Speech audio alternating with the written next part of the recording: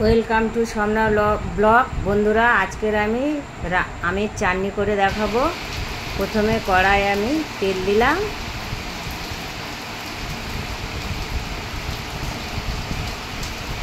একটা শুকনো লঙ্কা দিলাম,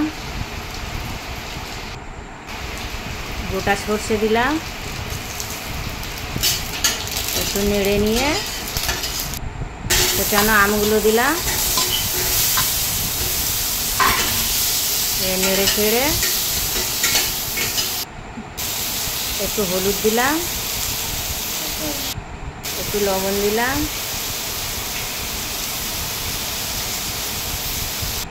নেড়ে ছেড়ে জল ঢেলে দেব।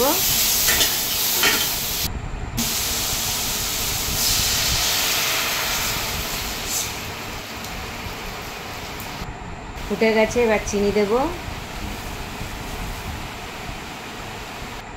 আমটা সিদ্ধ হয়ে গেছে, এবার আমার চাটনিটা হয়ে গেছে, এবার আমি নামিয়ে নেব। আমার এই রেসিপিটা যদি আপনাদের ভালো লেগে থাকে তাহলে আমার এই চ্যানেলটি লাইক, শেয়ার, সাবস্ক্রাইব করে দেবেন।